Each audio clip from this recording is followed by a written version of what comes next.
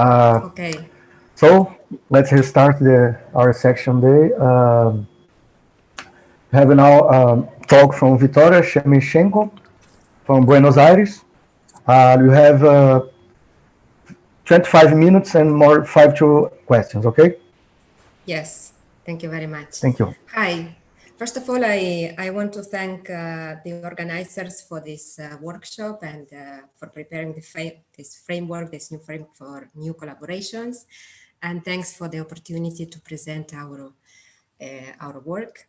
Today, I want to talk about the network structure of inter-industry labor mobility in Argentina. And this is a part of a big project that we started a couple of years ago in collaboration with Sergio Deraco and Dr. Daniel Heyman at our university. And today there are many other people that join our research lines in this project at our place.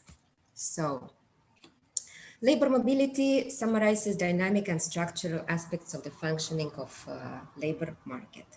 And it's important for this analysis because of its contribution to the explanation of the evolution of economic activities.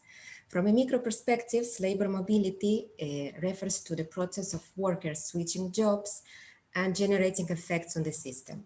And this can be viewed at different levels of details, at different granularity of economic activities in terms of origins and destinations involved. And we can look at these flows as skills exchange process in which workers often offer their skills and capabilities and firms demand skills useful for certain activities. Thereby, this information can be naturally mapped in terms of interconnections for which network theory becomes a very useful and very appropriate approach to study and for this analysis. So job switching between firms of different industries carry information and contain information about the exchange process of capabilities and knowledge exchange between industries and reveal the local productive structure. So labor mobility, it's a phenomenon that arises from analyzing in aggregate terms these individual processes in terms of transitions between people's employment, unemployment, and inactivity states, which are linked and which I show, I don't know if you see the cursor, which I show in this very schematic drawing, which are linked to each other through directed flows between each of the states. We are interested in the labor mobility of people who moved from one job to another, which are shown as the flow transitions and this red arrow, highlighting links between productive activity that actually carry information about the structure of the economy. And here on the right, I show a typical transition matrix, which summarizes flow transitions between productive sectors. Nodes are presented the sectors and links are showing the flows. We are focused actually on the intersectoral employment flows, particularly those that occur between firms which are engaged in different economic activities. And these are shown as red cells. The ones that are on the diagonals, they're the ones that happen within the same industry. Is the data, what do we have as the data? As the data we use in the administrative records of private formal employment from the Argentinian integrated pension system, provided by the Minister of Labor and Social Security of the nation. That is periodically, monthly reported by private firms. So then by constructing the dynamic panels of individuals, which are monthly reported by private firms, this data, these are used to analyze year over year employment transitions. In order to preserve the data privacy, the numbers of people who change jobs are used as a measure. So we who analyze our group, we are not having the access to the individual information. And this data actually originate a temporary bipartite network of interactions between the workers and the companies. So in this way, it is possible to extract the unimodal projection of employment exchanges between the companies. So here we, for this part of the project that I will present here in the talk, we confine the analysis to the period of 2009-2014, and the data correspond to the 4-digit of economic activity classifier compatible with ICTP revision 4. What does it mean? This is the International Standard Industrial Classification of All Economic Activities, Revision 4, which originally enclosing 417 sectors of activity organized in 21 sections of grand divisions. This is the standard international reference classification of productive activities, which is used for economic activities. The same kind of classification one can find for the international commerce, for example. And its main purpose is to provide a set of activity categories that can be utilized for the collection and reporting of statistics according to such activities. So the data set under the analysis consists at the end, because we had to exclude one of the sectors because it only had the exit flows only. So we needed to refine the data set. We had 416 sectors. This data itself already presents certain kind of complexity. Yes, so let me show you what does it, what kind of complexity it has. So for example, here, I will show you that it has the complexity in terms of hierarchical structure already, because the hierarchical structure comprises the tabulation categories. So it has at the level of the letter, so it has the letter alpha code A to Q.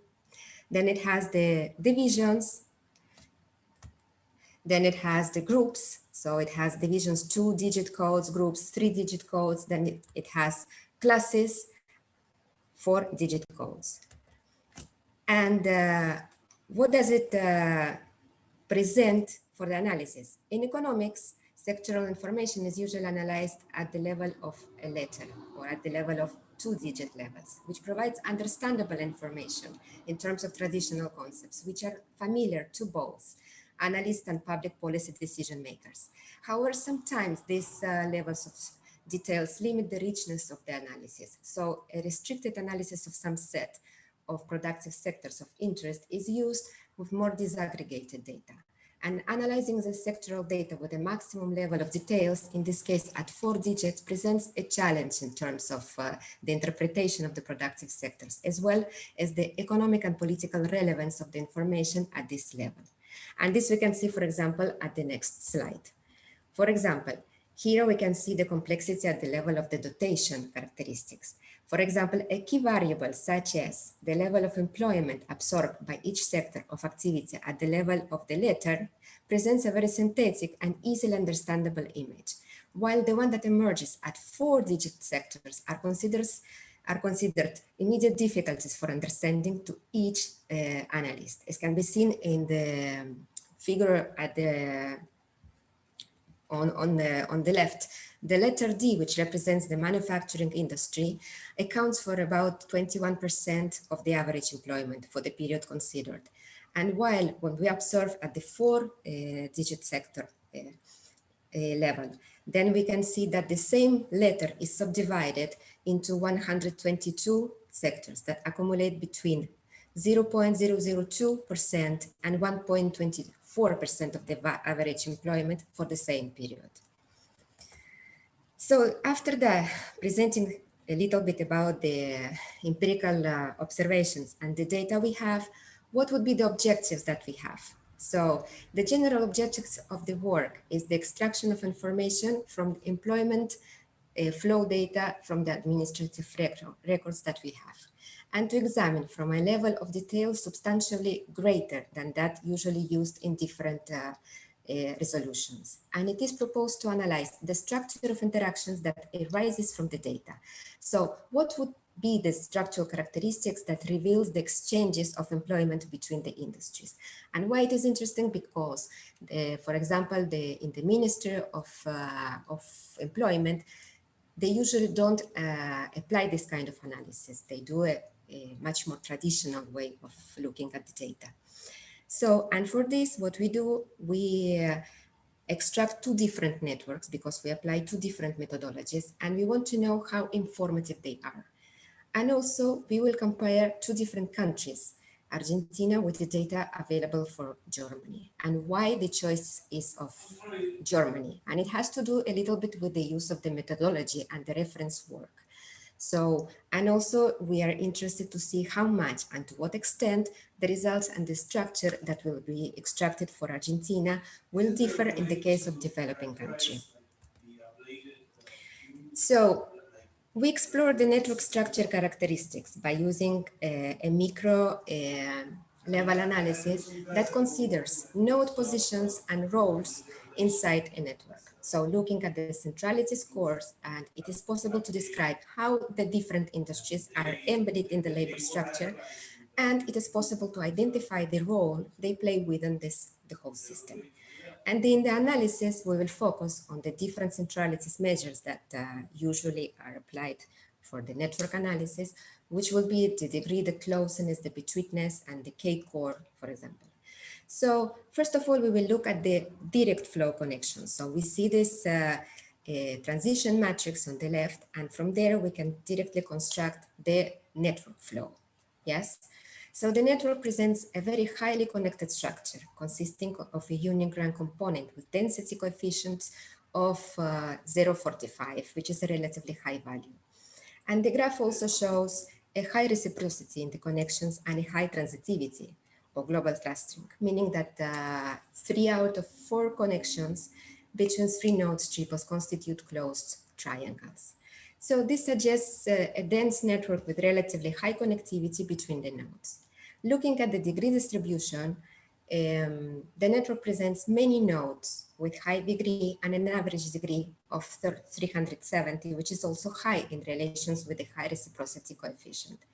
So in difference to the count of how many steps are needed to reach one node from another for every node in the network, the original flow network has the longest average path, the diameter of 3 steps, which is small, and an average path length of 1.6.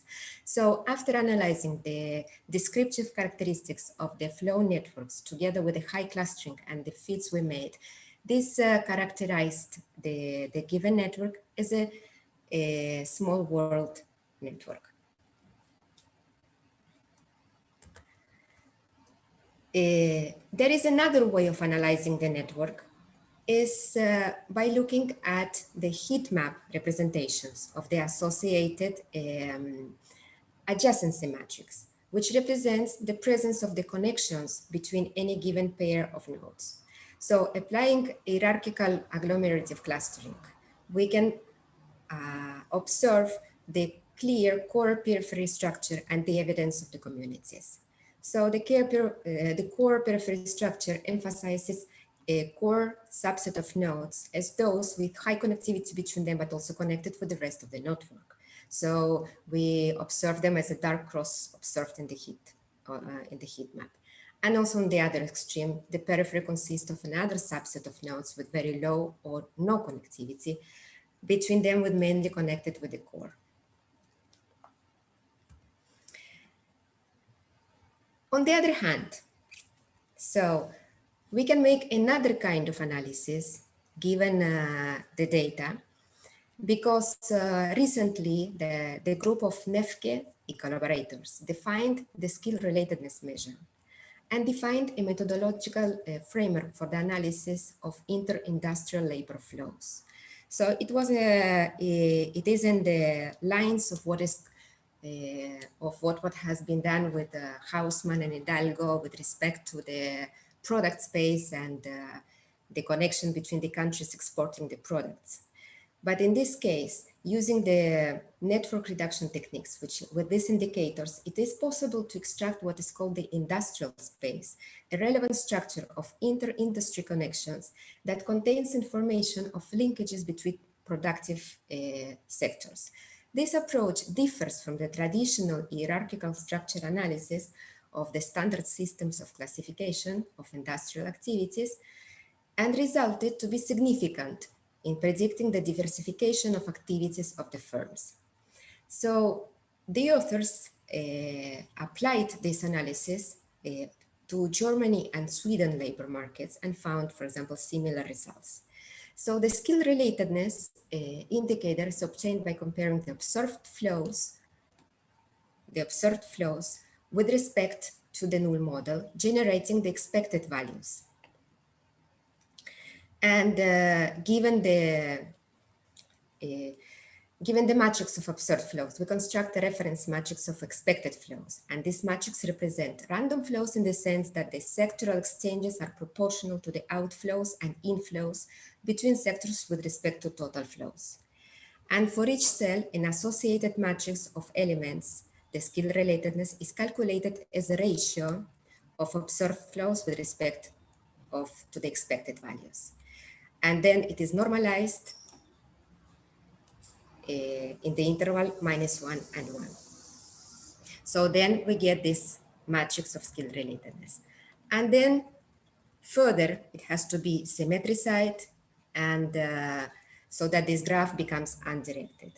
And then further, it has to be applied as some algorithm of the reduction techniques as a maximum spanning tree. And then the industrial space is constructed.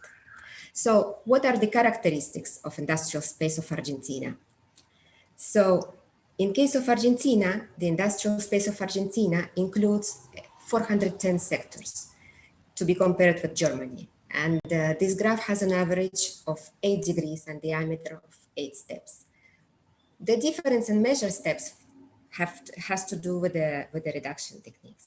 But in order to analyze these graph representations, so one has to look at the Chord decompositions, no? In order to inspect the relevant and more connected sectors. So the Chord is the maximal subgraph in which each vertex has at least a degree K. So in the table, we see the Chord decomposition for Argentina, which is spanned in 6 nested subgraphs. So the 191 economic activities in the K6 core were connected with at least 6 and most 31 activities. Specifically, there is a manufacture of other fabricated metal products. The size of this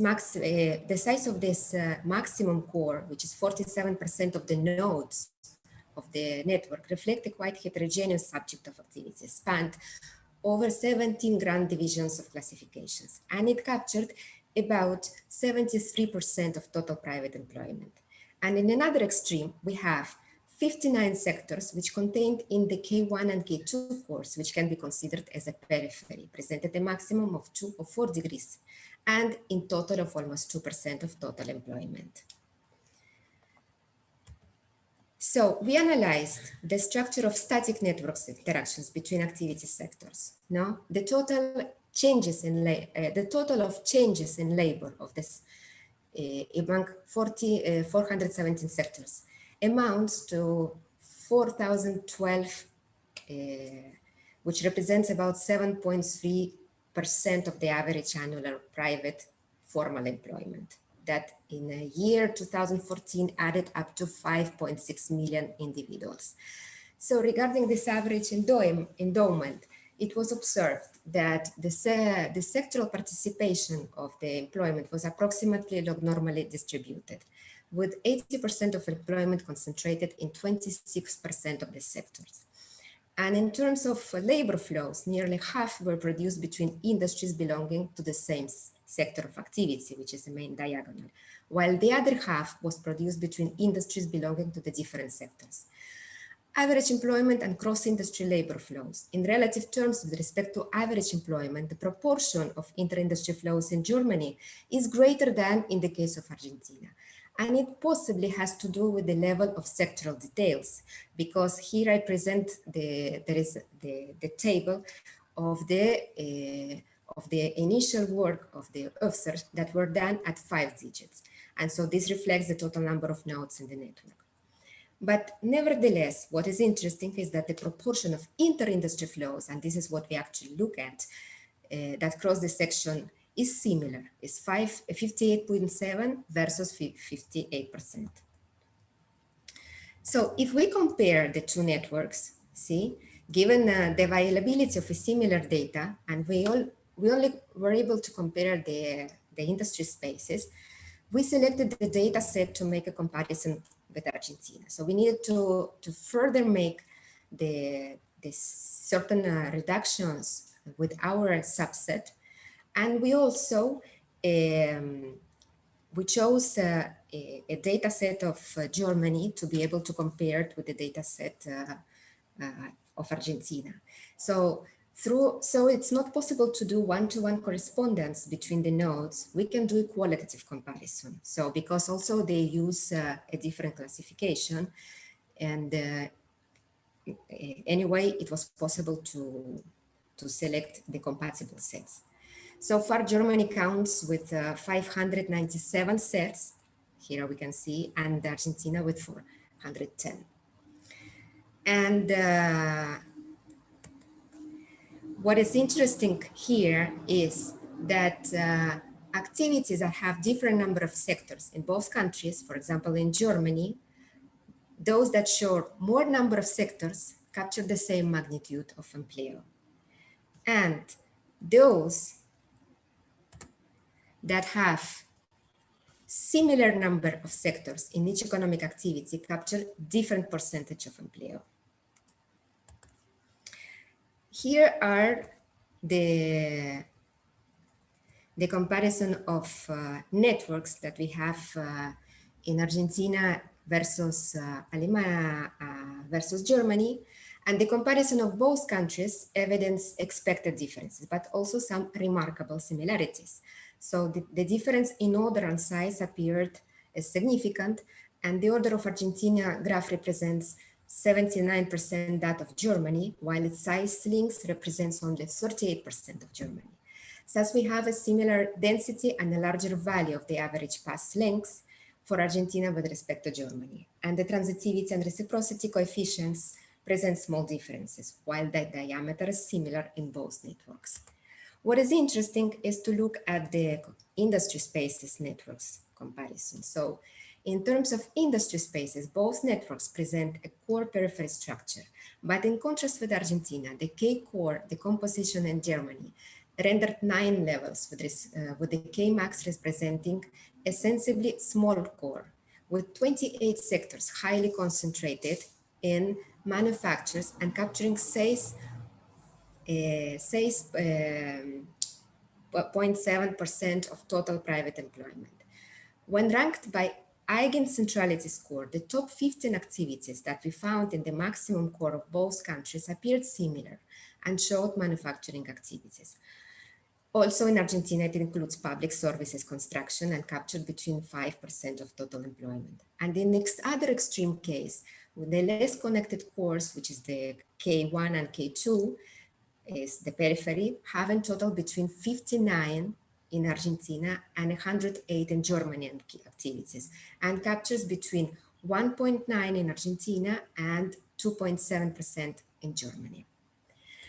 And here I come to my final remarks. So we applied, we had the data and we wanted to see what we can do with this data, how we can, what we can extract as a structure.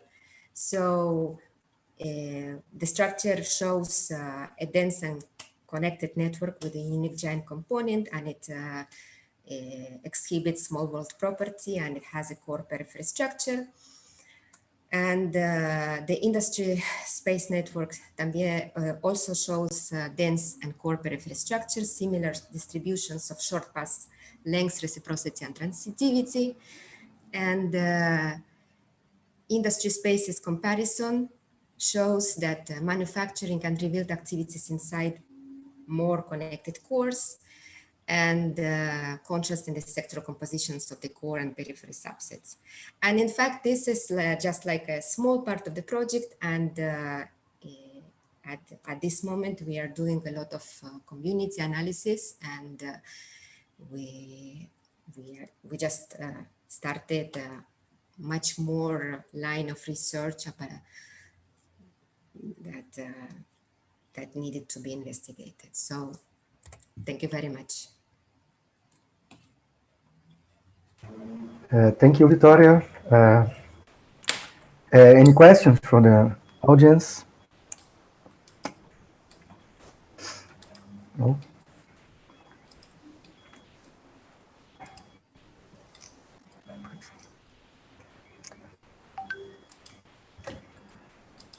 No questions?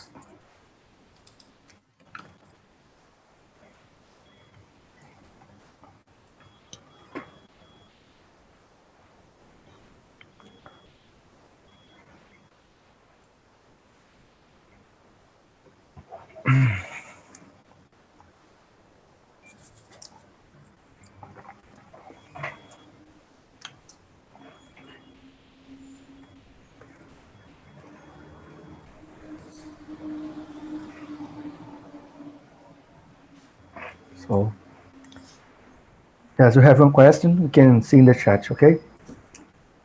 Bueno, thank you very much.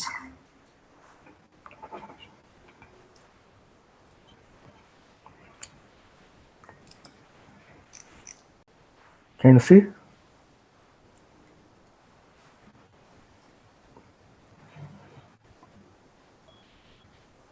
Can you see the question in the chat?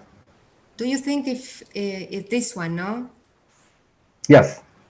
Do you think if you use other measures of community detection, you get similar results? Yes, in fact, we are making some kind of community detections and results are quite similar. So we didn't observe differences. We just with the measures of community detections, what we get is just much more details in terms of which sectors are in each core, what kind of it's much more detailed in terms of community analysis that we are doing now. And what we are doing now also is much more temporal analysis, because what I presented now is it was just a static analysis. Okay. So, any other questions?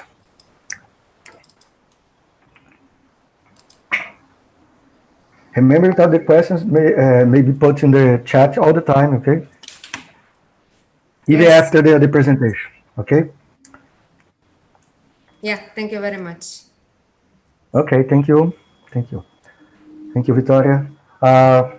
Your next speaker is Francisco Rodrigues, from São Paulo, Brazil. Okay, can you see my screen? Yes. Yes. Okay, good. So confirm you have 15 minutes, okay? Okay, thank you. Okay, thank you all for coming. So today I'm going to show you how we can use machine learning to try to identify the most influential spreaders in networks.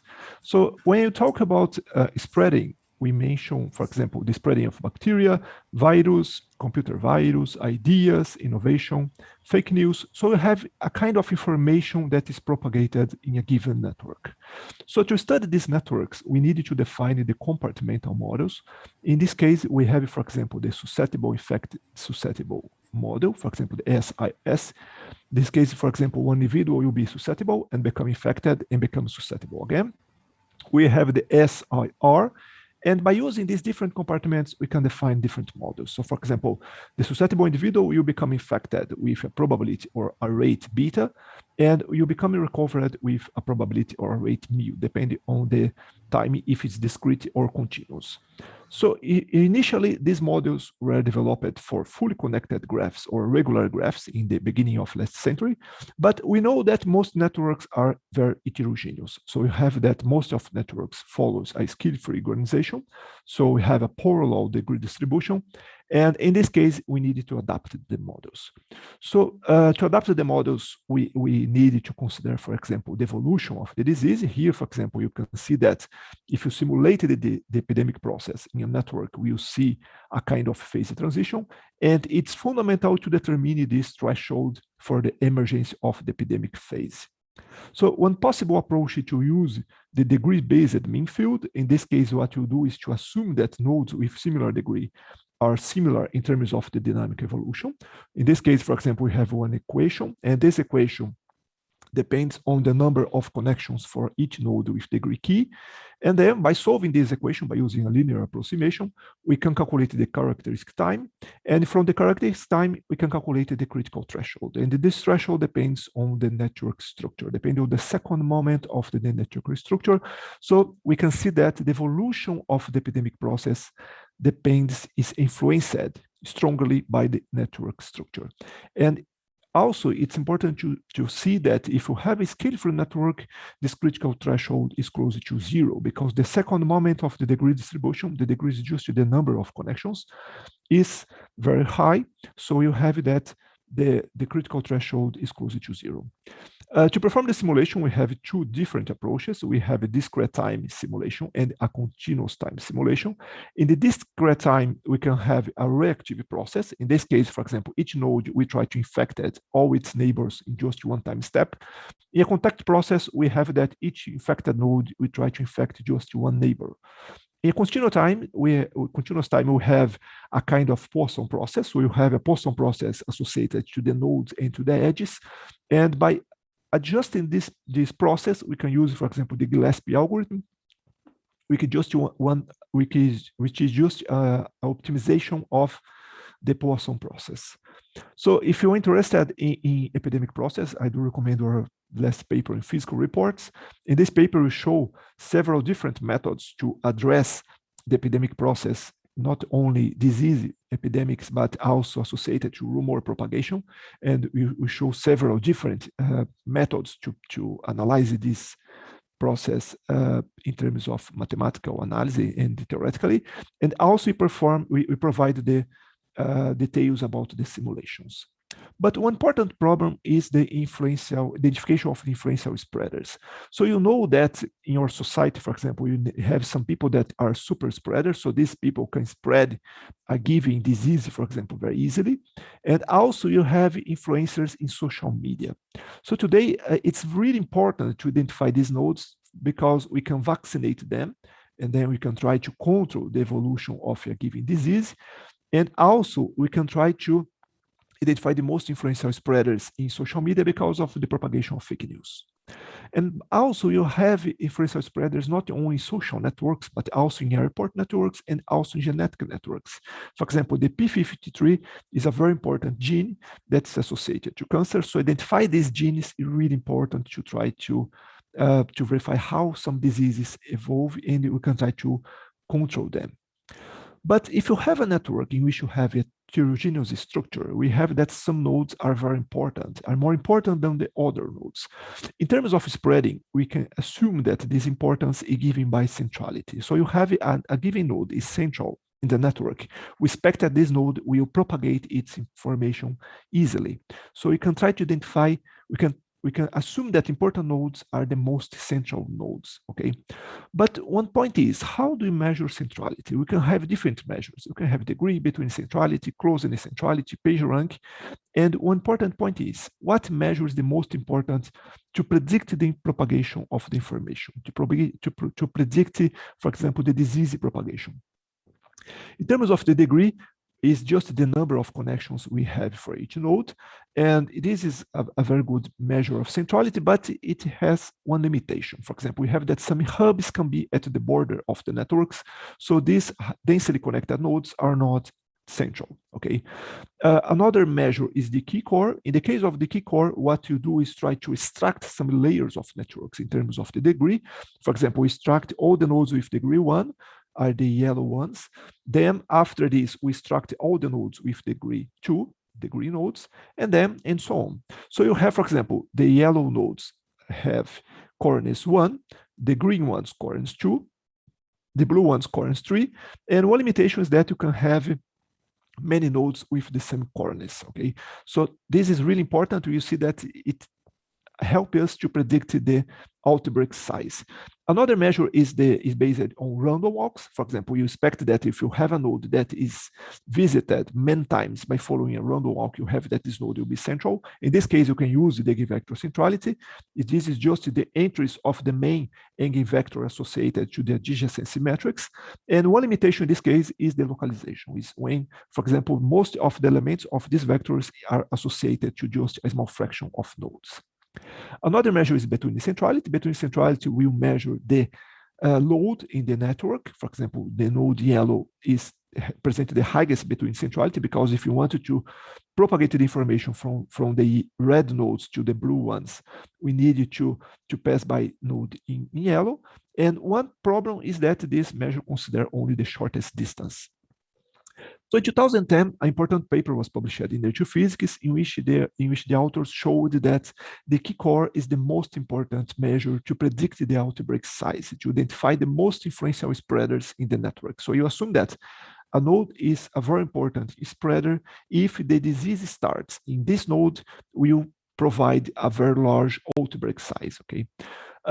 After this, in 2014, we showed that for spatial networks, it's harder to get a very good correlation between centrality measures and the outbreak size. We can see that we cannot get a very good correlation. And then we tried to improve this correlation by providing a new measure. So this measure is based in a kind of random walk, specific type of random walk called accessibility random walk. In accessibility random walk, we perform accessibility random walk when we start a random walk and we have fitness associated to each node. And if this fitness decrease along the path, we have accessibility random walk. So by using this accessibility random walk, we can show that the probability matrix is given by the exponential of the probability matrix associated to the adjacency matrix. And then we define the accessibility random walk measure by calculating the exponential of the Shannon entropy of the probability transition matrix obtained by the random walk accessibility. So if you calculate in this network, for example, you can see that this is the center of the network, and you can see that nodes at the border of network will present small values of accessibility. So indeed, this measure can be used to identify the border of networks and also the center. And then when you calculate the correlation between the accessibility and the outbreak size, we can verify a better correlation than obtained for other measures. So you verify that the accessibility random walk provides the highest correlation in terms of rumor and epidemic spreading. But one important point that we verified that just one measure is not enough to identify the most influential spreader. So what we did is to consider several measures at a time. So for example, you combine several measures, and to do this, we use machine learning. In terms of machine learning, you can perform inference when you want to understand how the network topology influences the outbreak size, and the prediction when you have a kind of black box in which you are interested just in prediction. So your hypothesis is that we can predict the outbreak size from the properties of the nodes. Okay, so this is our hypothesis. So you want to predict it just using the topology of the network. So what you do is extract part of the network. This is our training set. So you use the training set to adjust a learning model, and then we use this learning model to predict the outbreak size in the other nodes. So you have, we extract some features from the nodes, some centrality measures, and our target variable is the outbreak size. For example, given that I am infected, how many people will be infected? So this is our target variable. So we have a kind of regression model. And to evaluate this function, we use the random forest and a deeper neural network. In terms of the random forest, what we do is construct several decision trees. And from these decision trees, we evaluate the outbreak size. In terms of deep neural networks, what we do is adjust the weights in the network in order to predict as better as possible. So these are the predictions. So Francisco, sorry. Okay. 5 minutes, okay? Okay, thank you. So in this case, for example, you have the prediction here, you have the data. So we can see that you can predict very well the outbreak size for transportation network, social network, political blogs, email network. So what we are using here is just the network properties to try to predict the outbreak size. So given that one node just one seed node is infected, how many nodes will be infected? So in this case, we can identify the most influential spreaders. And also, if you compare in terms of the transmission rate, we can verify that if we increase this probability of transmission, we can see that it's harder to identify, because if beta is close to 1, the network plays no role in the propagation. So we don't need it. The network is ignored. So you can see that the runoff odds provide a better prediction than using, for example, just linear regression. And also by using the runoff odds, we can verify the importance of each measure for the propagation. We can see, for example, that the key core is the most important one for the most of the cases, but you can see that for the US transportation network, for example, the accessibility is important for small values of beta. For social networks, the key core is the most important, but for email network, the degree also play one important role. So we verify that it's not possible to use just one measure to identify the most influential spreaders. To identify these spreaders, it's better to use several measures together. And to use these measures, we can adjust our regression model by using machine learning. So our conclusion is that if you have some information about the structure of network and the dynamics, we can try to adjust a predictive model to try to predict a dynamic variable. So you verify that you can predict the algebraic size. In this case, we can identify the most influential spreaders. So this paper is on archive now. So if you're interested in this paper, I can send a copy to you. Okay, and thank you again. And now I can answer the questions. Thank you. Thank you, Francisco. I have two questions in the chat, if you can see. Oh, of course. If you change the way to measure how information is shared by nodes, for instance, using Ultramax, results change. This is a good question, Hilda. We needed to verify for order dynamics. We verified for epidemic process and rumor propagation. In rumor propagation, I have not shown it here, but we verified that you can predict. And also, we verified that you can predict the state of oscillator, for example, in the case of synchronization. And we verified that, in this case, we verified that you can predict the dynamic variable from the network structure. Silvio is asking, how sensitive is the method? For example, the choice of the epidemic model. Silvio, this is a good question too. We verified this for the SIR model, but I'm not sure if this model will be able to predict all different diseases, because, for example, for some disease, we have several parameters, and maybe you need to insert some of these parameters on the model. But it is something that we wanted to explore. Okay. Max is asking, can you compare your strategy to find the spreaders with centralities to break the giant connector? Yeah, this is a good question, Herman. I think it's possible, because one important point is try to identify one way to break easily the network in several components to try to analyze resilience. So this is a good question, and we can explore, of course. Thank you. Okay, thank you, Francisco. Very nice talk. You can pass to the following. To the next, Allan Vieira. Are you there? I'm here. Oops. Can you share your presentation? Yeah. Okay. Okay. Can you see it? Pop up? No. Yes. Okay. Okay, and I have 15 minutes. Okay. So thank you, the organizers, for this opportunity. My name is Allan. I'm from PUC-RJ. This work was done in collaboration with Célio Anteniodo, also from PUC-RJ, and in collaboration also with Antonio Peralta, Raul Toral, Max San Miguel. They are from IFISC, Spain. I'm going to present you a work about opinion dynamics in networks. So,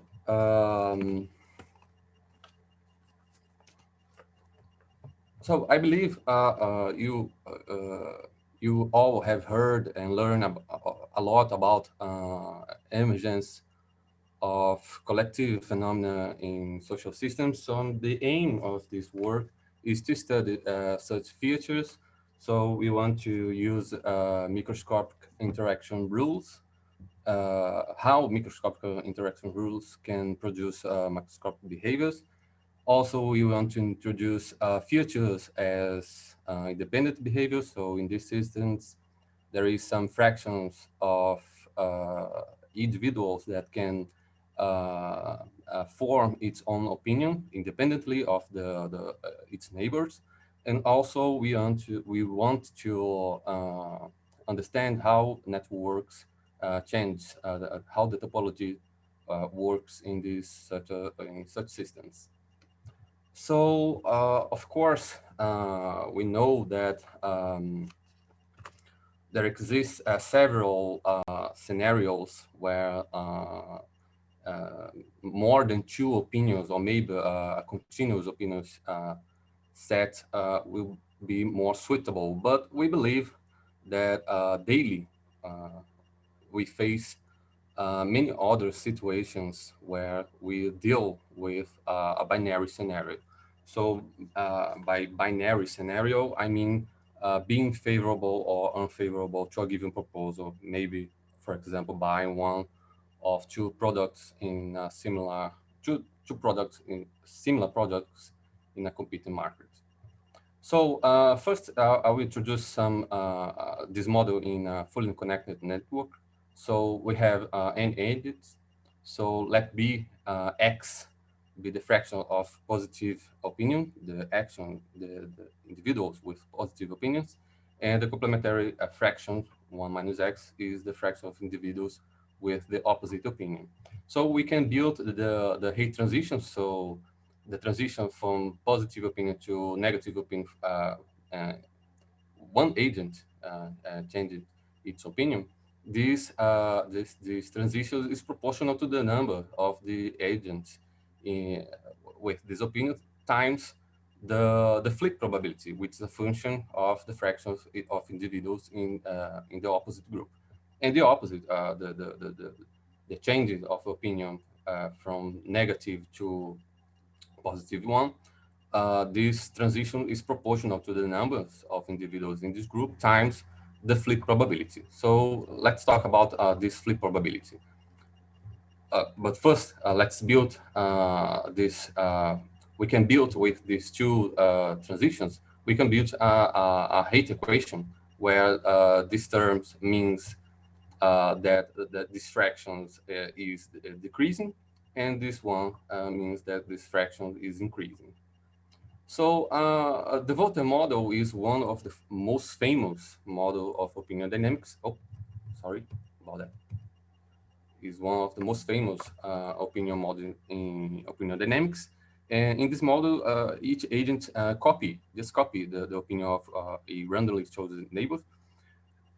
In 2009, Castellano, Munoz, and Pastor Satoras, they published the nonlinear Q-Volta model, where now we built a group of influence with Q members among the neighbors of certain agents. And now, if there exists a unanimity in this group, these central agents will be influenced. So the threshold Q-Volta model, or maybe generalized Q-Volta model, we no longer requires unanimity in this group. So now, if there exists at least Q0 members in the group with opposite opinions, now the agent can change its opinion. Okay, so if we want to take into account what the probability of select this agent is X times X times X, so there is Q members here, so this is the probability. And in this case, in the threshold Q-Volta model, we must to take into account this combinatoric term. So the flip probability of the threshold Q-Volta model with independency, when the agent changes its opinion by independently, so the flip probability possess a p&a-half chance to change its opinion. The other p&a-half it maintain its own the first opinion. And out of the independency, we have the persuasion, where the neighbors influence certain agents. So remember the Haight equation. So now we can study this model in the steady state. So we get this expression. Now, if we want to understand what happens in the disordered states, we make x goes to 1.5, and we get these critical values for independence fractions, independence noise. So we can observe this type of phase transition, continuous phase transition, also discontinuous phase transition in this model, where now this critical PC is here. And also we can see the discontinuous phase transition when the jump happens here, and this PC now is 0. So now in networks. So when we were in mean field, there is no difference if we allowed or do not allow repetition in the selecting the group of influence with Q members. So now in networks, we must look at the fraction of active links. Active links are links connecting agents with opposite opinions. So this fraction of active links is related with this this probability, this conditional probability. So now the model, the flipped probability is similar to what we have first, but now we are looking for a single site with degree k. So this expression where we take into account all the possibilities of configuration when we allowed repetition is quite similar to what we have earlier. But now we can also have, we can also build a model when we do not allow repetition in this group of influence. So now we have to solve these two equations. And here are the results for this pair approximation in random regular networks. Random regular networks are networks where the links are randomly, the nodes are randomly linked to each other, but the degree of all nodes is mu. So we observe here the critical value. It depends only in terms of the topology of the network. It depends only of the first moment. And also, Antonio Peralta was able to find an upper bound for the existence of discontinuous phase transition in such a scenario. Here we have results for also results for pair approximation in random regular networks. We can see here that in some cases without repetition, the results are quite near to mean field. Mean field is this dashed line. But there are results where we are far. So here we also observe that in networks, we have a discontinuous phase transition, but in mean field, we get a continuous phase transition. And when we increase the average degree of this network, we get the result in mean field. Here, when we allowed repetition, we have the opposite. In mean field, we had a discontinuous phase transition, but in networks with low degree, low average degree, the transition is continuous. So here we have a panel where we show the results in mean field and random regular networks without repetition, and when we allow repetition. So we can observe here when we allow the repetition, this discontinuous phase transition in green are less frequent. Here I'm showing some results of numerical simulations we perform in random regular networks.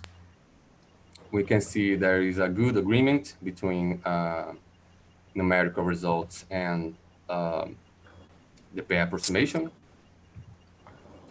Here I'm showing some results of numerical results comparing the pair.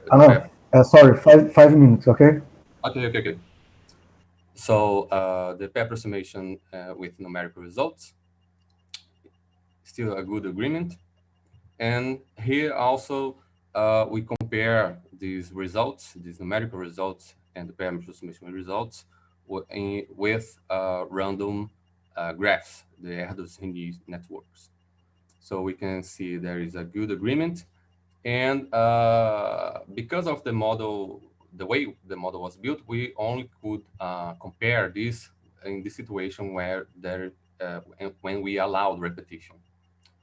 Here also we studied this model and the pair approximation for networks where the distribution of degree was a power law. So in conclusion, we observe a good agreement between the pair approximation and the simulations. We understand that this random regular network was more suitable for this model. Because of this, we only studied the model without repetition in such networks. We observed also that discontinuous phase transition was less frequent when we allow repetition.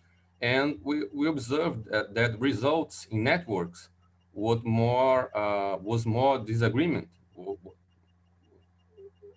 present a bigger disagreement when Q0 was near from Q. And this, and in the opposition, we observed that a greater disagreement in the model when we allow repetition when Q0 was near to Q1/2. So thank you all for your attention. That's it. Okay, Allan, thank you for very nice talk. Any questions?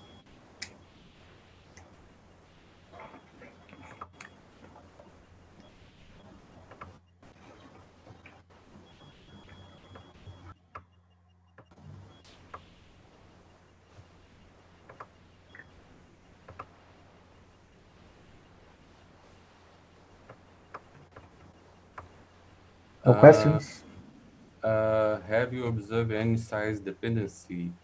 Well, we perform some finite size scaling to measure the critical values and the critical exponents. I do not mention here, but so we use this sort of techniques to study this model.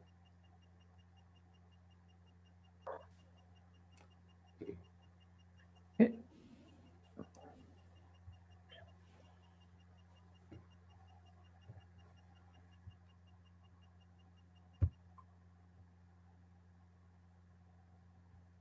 Thank you, Allan, for the talk. The next talk is next speaker, José Roberto Iglesias, from Brazil, Rio Grande do Sul. Roberto, you have 25 minutes and 5 questions, okay? Okay. Good morning, everybody. Thank you very much to the organizers and particularly to Celia, because she will help me to present my slides. I think if it is possible, you can put in full screen, maybe in visualizar tela cheia. Okay, thank you very much. Okay, so this is a renewed talk. The first date of this meeting was in May 2020, and there was some delays because of the pandemic. And then we have put some new results in this presentation. And I would like in the next slide, there are the main collaborators of this project, Professor Sebastián Gonçalves from the Institute of Physics, and Benur Francisco Cardoso, who did his master degree under our direction, and is now doing a PhD in economics at the Federal University of Santa Catarina in Brazil. So we are going to discuss is the big increase in the inequalities in the end of the 20th century and the beginning of the 21st century, that is a tendency in many countries and that can be attributed to several reasons. Here on the right of this slide, there is a list of the most rich people in the world, starting by Jeff Bezos, the owner of Amazon, and Warren Buffett, Bill Gates, etc. And all those people with fortunes in the scale of billions of dollars. And this is the result of a very unequal distribution of fortune and income. In the next slide, there is a plot of the share of wealth and the share of income. On the left, you can see the participation of the top 1% on the share of wealth, that is of the order of 40% of the total wealth, while the bottom 90% participate with less of 30%, and the tendency is to grow the fortune of the rich people and to decrease the fortune of the poor people. And the same is observed with income. Income from the 19th to 2015 has increased for the top 1% and decreased in a very sharp way for people in the bottom 50%. Those are data for the United States. In the next slide, there are global distribution of wealth, and you can see with the same color the fraction of people and the fraction of wealth. So the richer 1% have 46% of the wealth, the richest 11% have 39% of the wealth, so in total the 12% richer people possess more than 80% of the total wealth, while more of half of the total population shares a fortune of the order of 1% of the total wealth. This is a case of extreme inequality, and this extreme inequality has been denounced by many authors, particularly by Thomas Piketty and other authors. And it is the result probably of in the next slide, please. Probably of two phenomena. In the 80s, Ronald Reagan in the United States and Margaret Thatcher in the United Kingdom succeeded in imposing their regulations. Particularly, they succeeded in the combat of the unions, the power unions in different areas of the economy. In the United States, Reagan broke the Air Traffic Controllers Union, and in the United Kingdom, Thatcher defeated the coal miners that have a very strong power in Britain. This is one of the reasons, the beginning of their regulations. But also by the end of the 80s and the beginning of the 90s, the fall of the Soviet Union and the fall of the Berlin Wall, in a same way, diminish the fear of the phantom of communism and socialism. So employers assume they don't need to make concessions to employees. Neoliberalism was the magic word in the 90s. The neo was just an euphemism because the neoliberalism, indeed, it was a comeback to the sources, to the capitalism in the condition of the 19th century. So many protection and benefits to the workers end with the increasing of neoliberalism, and the combination of the loss of power of unions and of the neoliberalism leads to an increase of inequalities. In the next slide, you can see the participation of the membership in unions along the years from the beginning of the 20th century to the beginning of the 21st century, and also the top income of the 10% richer in the society.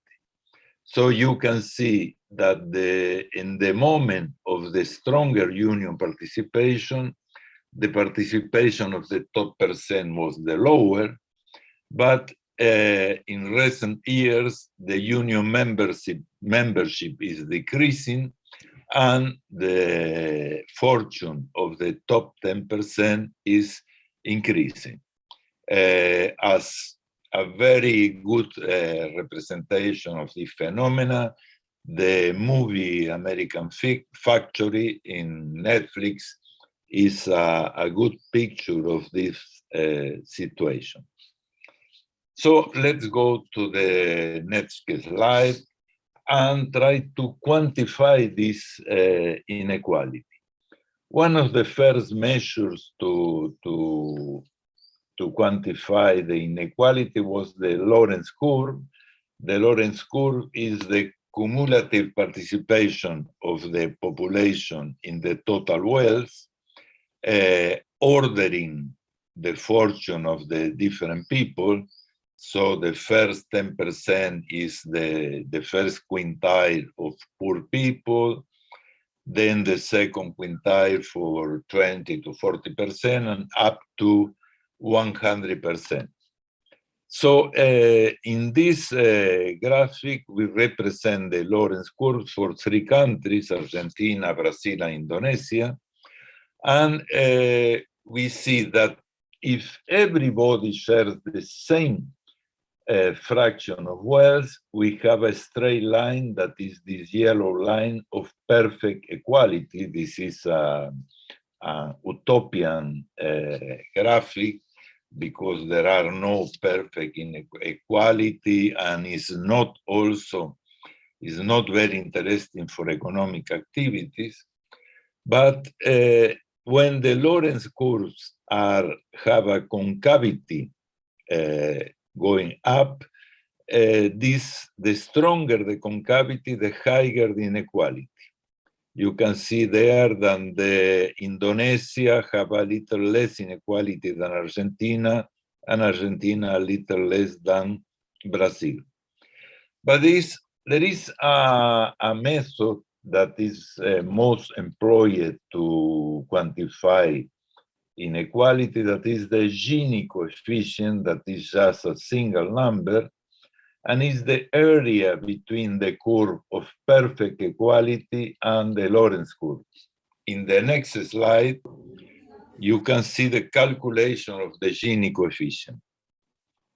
The Gini coefficient is the ratio between the yellow area, is the area between perfect equality and the Lorenz curve, related to the area of the white triangle, the white triangle of perfect inequality. The white triangle represents all people with zero wealth and just one people concentrated all the wealth. The equation to calculate the Gini coefficient was proposed in 1936 by Corrado Gini, that was an economist and a statistician, Italian, and he proposed the top formula, that is the area of the triangle, that is 1 minus the area under the Lorentz curve. And of course, if the area of the Lorentz curve is 1, the Gini coefficient is 0. So Gini coefficient 0 means perfect equality. And if the yellow area occupies the full triangle, the Gini coefficient is 1, and this is the maximum inequality. There is another way of calculating the Gini coefficient, that is the average of the difference of wealth between the different agents normalized to the total wealth.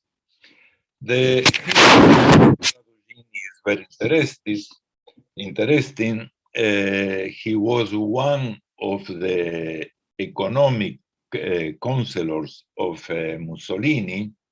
He supported the economic politics of the fascists, but not the persecution to the Jewish.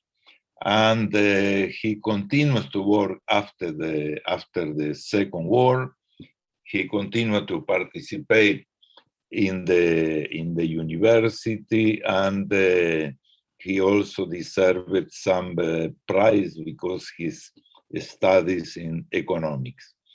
And he lets to us this Gini coefficient that is widely used all around the world. So we will use here to calculate the inequality, mostly the Gini coefficient. And the Gini coefficient is increasing. This is a result that Piketty denounced in his book, The Capital in the 21st Century, showing that in the case of the United States, but also in other countries, the Gini coefficient that it was below 40 or below 0.4, you can normalize the Gini coefficient to 1 or to 100. That was of the order of 40 in the 60s, is steadily increasing from the era of Reagan and Bush, and now is arriving to almost 50%. In the first semester of 2021, the Gini coefficient of the United States was 0.48. In the case of our nearer countries, Brazil and Argentina, the Gini coefficient is also increasing. On the top graphic, there are the result of the IBGE, the Brazilian Institute of Economics and Statistics, showing that the Gini coefficient in Brazil historically is very high, is bigger than 0.6. And in the first semester of 2021, it attains an historical record, 0.67. In Argentina, the Gini coefficient is a little lower. It arrived to a lower point in 2013, and it was 40. And now it is increasing. In the first semester of 2021, the Gini coefficient of Argentina is 0.45. The data from Argentina I took from the World Bank. because many people in Argentina questioning the data from the equivalent of EBGE, that is the index, because they say that this data is rather artificial. Okay, so let's see some theoretical model for the evolution of wealth distribution, and also how to we can change this evolution of the Gini coefficient, mainly using binary exchange models. So in the next slide, we make a very schematic representation of the binary exchange. In binary exchange, the economic agents are considered like molecules in a gas. One of the molecules can take energy from the other. In economic language, this energy will be the money of the wealth that goes from one agent to another because of some commercial operation, by an object, by a service. So if this fraction transferred is completely random, we arrive to the solution of Maxwell-Boltzmann to the kinetic theory of gases. That is, we arrive to the equipartition theorem of energy. So more or less, each one of the molecules have the same average energy. But this is a very unfair way of transfer wealth, because people with very few wealth can receive a very big quantity of wealth. So we started to work with fair or equitative models in the next slide. And this is, no, please come back. This is a result that we have recently published. Is a work mainly by Ben-Hur, where he demonstrated in a general theorem that in a system, a binary system with unbiased binary exchange, the result is the increase of inequality. Indeed, the increase of inequality up to a Gini coefficient of exactly 1. And going to the next slide, we use a bias, a fair or Yarset model, where each agent can win in a transaction the minimum that is at risk by the two agents in the exchange. There are several ways of representing this exchange. One is use the operator minimum. Below there is a equation that is very similar to the reduced mass equation of mechanics that guarantees that no one will receive more money than the money that he risks. Those models where the agent cannot receive more than the money that he's risking are called fair or efficient market model or Yarset model. And models where he can win more money than he risks are called biased or unfair models. So in the next slide, there is a picture that is from an article by Bogosian in the Scientific American of a Yarset or a fair model.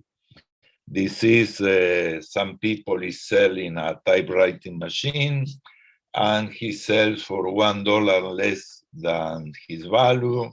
So there is a transfer of wealth of $1 from the seller to the buyer. This is an example of the Yarset model, and also an example where nobody can win more than what he is risking.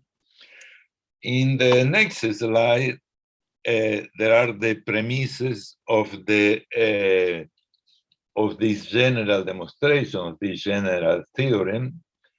The title is rather apocalyptic. Condensation is the doom of trade. Liquidity goes to zero. Why? Because if there is a complete inequality, all agents have zero wealth and just one agent has wealth. But in this situation, there is no trade. There are no possible exchange. So the economy, the trade arrives to a thermal death. And so is the result with the unbiased binary exchange model. The state with wealth equals zero for almost all agents, except a zero measure set, is wealth equal to zero.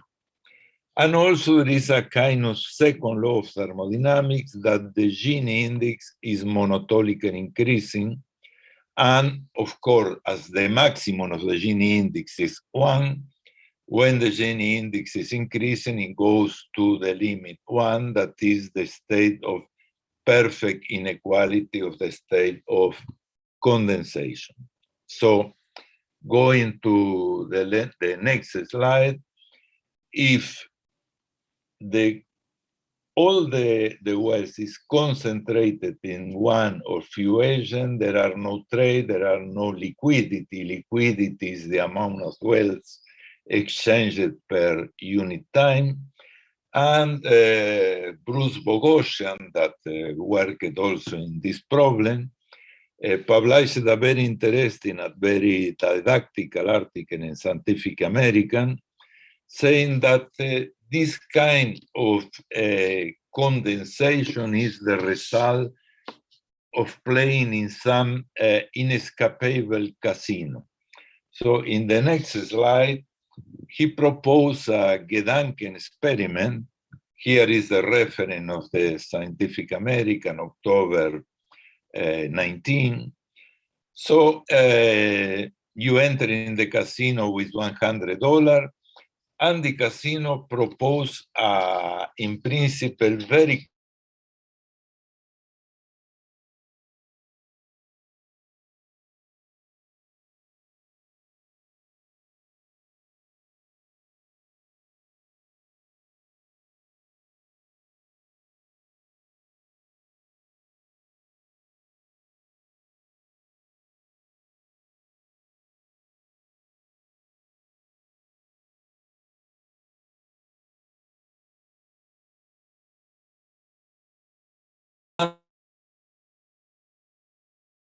of winning is 50%. The result is ability of winning 100, of losing and keeping only $83, but the average is a little higher than 100, is 101.50 cents, a profit of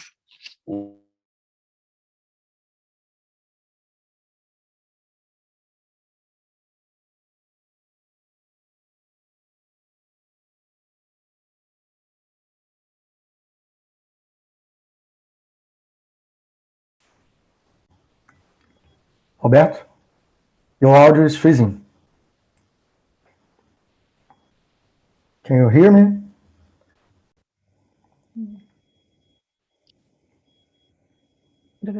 Must be the internet. Yes.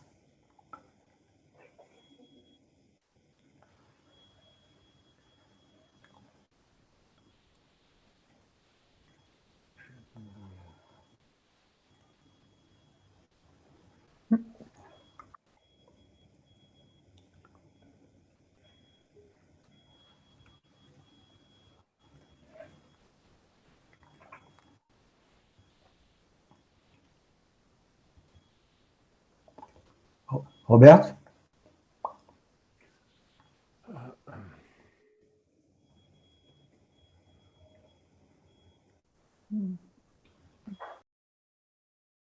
Caiu.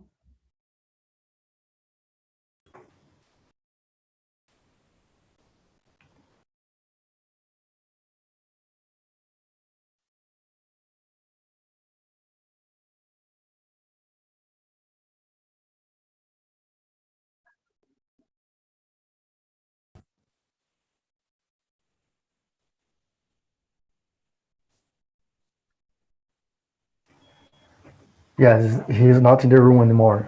Let's wait. Well, let's wait a few minutes. Okay. Yes.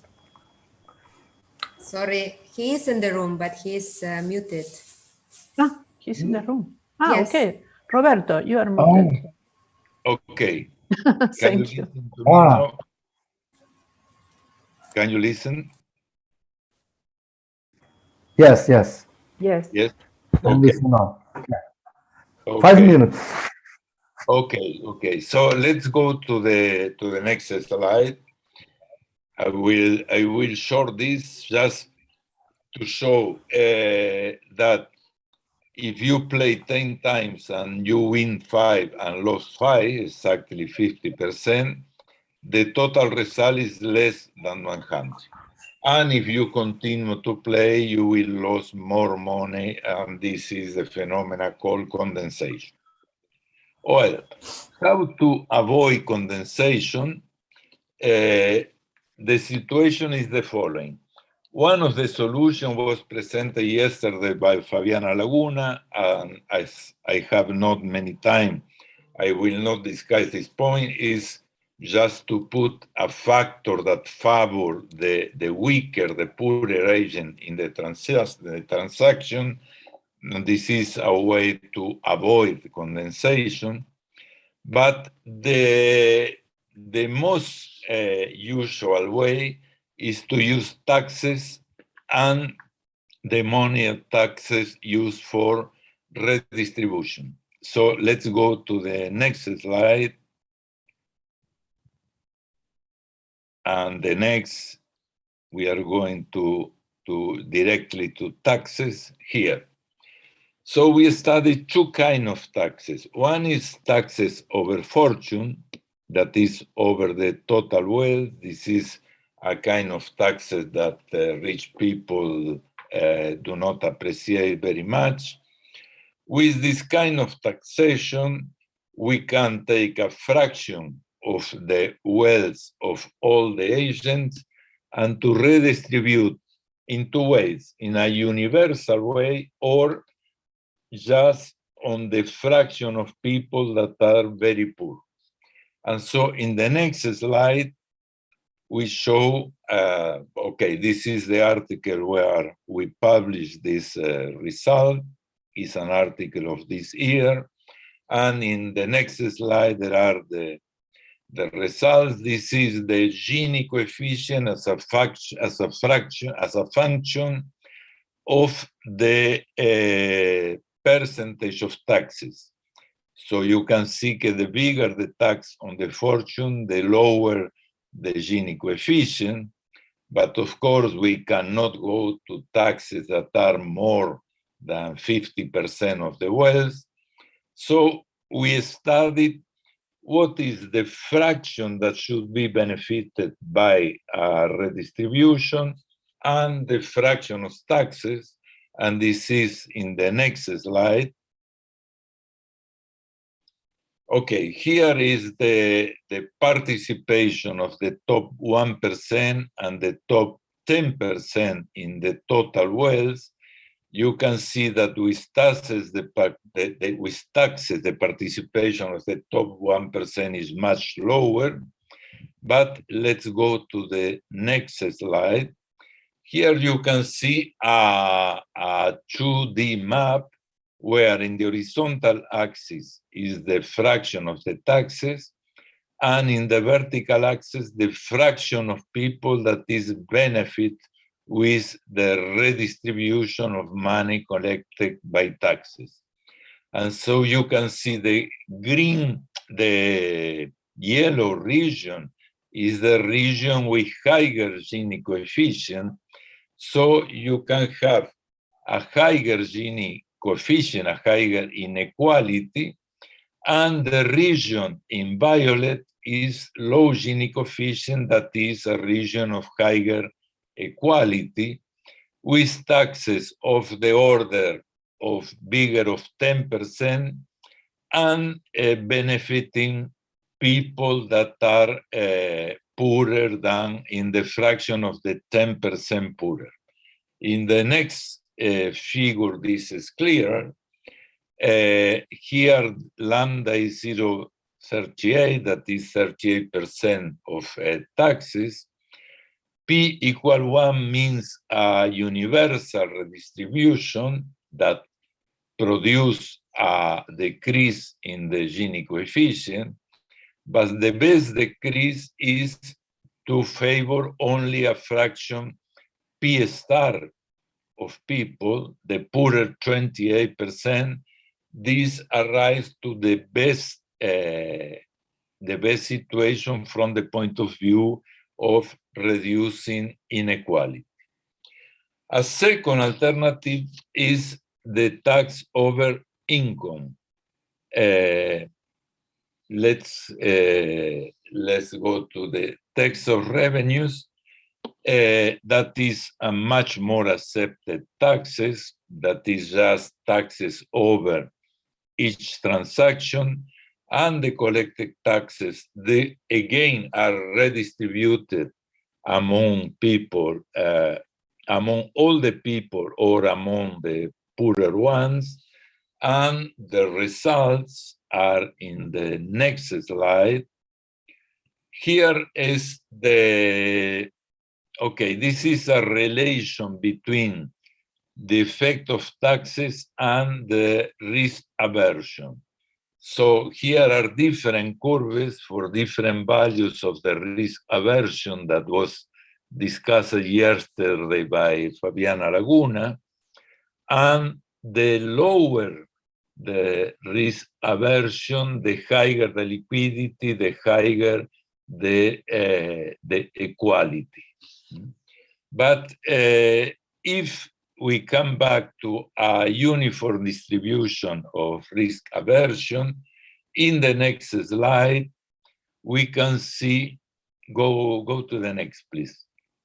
Here, you can see a graphic similar to the previous one, where the yellow region is the region of high inequality, and the violet region is the region of low inequality. So the region where you should increase taxes on the income, and you should decrease the quantity of people that receive this kind of redistribution. In the last figure, you can see P equal 1 is universal redistribution. There is a reduction significatively of the Gini coefficient, but only for high value of taxes. If the taxes are in the middle range between 25–50%, the Gini coefficient is still high. But if you favor only the poorer fraction of the population, the Gini coefficient falls to lower values. So it seems first that taxes on fortune are more effective to reduce inequality than taxes over income, and also that a universal assignment is less effective to reduce inequality. And those are the conclusions in the next slide. Tax on wealth or on fortune is more effective to reduce inequality. Very high inequality is an obstacle to economic growth because reduce liquidity. A very high inequality acts against trade, and so it is impossible to keep an active economy with a very high inequality. Also, very low inequality is not very effective.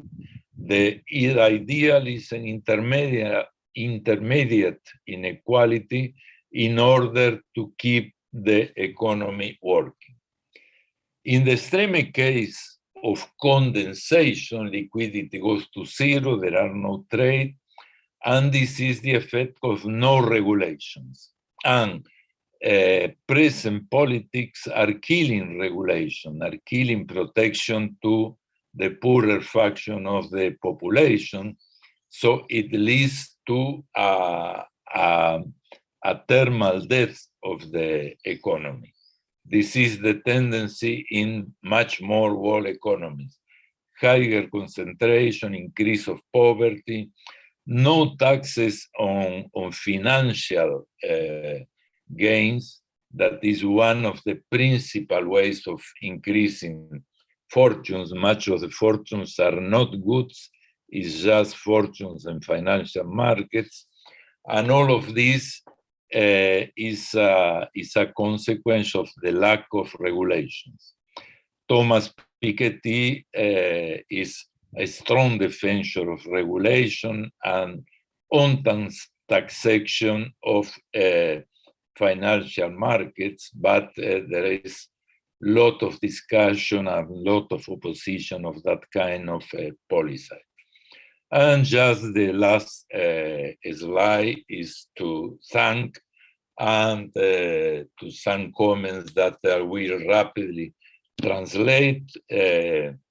In the picture, the gaucho says that the problem is not that the wealth is unfairly distribution. The problem is that the poverty is generously distribution.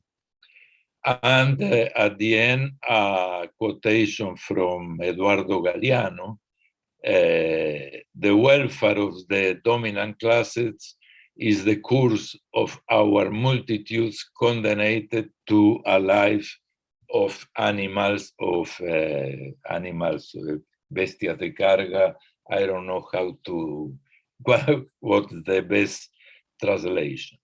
Okay, thank you very much for your presence, your patience, and excuse me for the interruptions in the presentation. Okay, thank you, Roberto. We have a couple of questions, but we don't have time. We have a small break now until 12:30 to the poster presentations, and I suggest you to ask directly in the chat, okay? Okay, thank you.